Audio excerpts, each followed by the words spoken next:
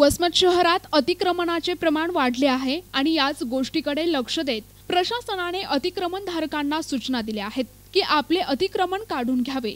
त्याचप्रमाणे वाहतुकीस अडथळा होत असल्यामुळे हे अतिक्रमण काढण्यात येत आहे असे प्रशासनाच्या वतीने वसमत नगर परिषदेचे मुख्याधिकारी यांनी नागरिकांना आवाहन केले आहे। यावेळी काय म्हणालेत मुख्याधिकारी, पाहुयात सविस्तर वृत्त।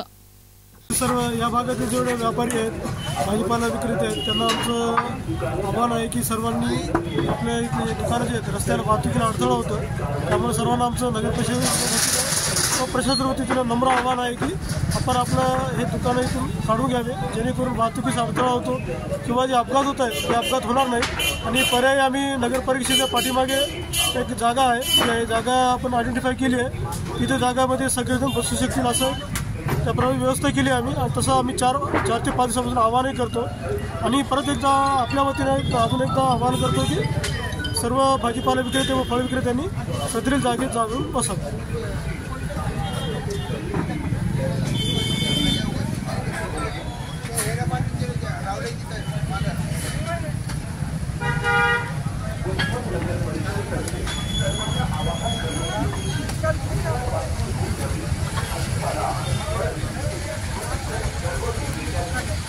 प्रतिनिधी नंदू परदेशी, NTV न्यूज मराठी, वसमत, हिंगोली।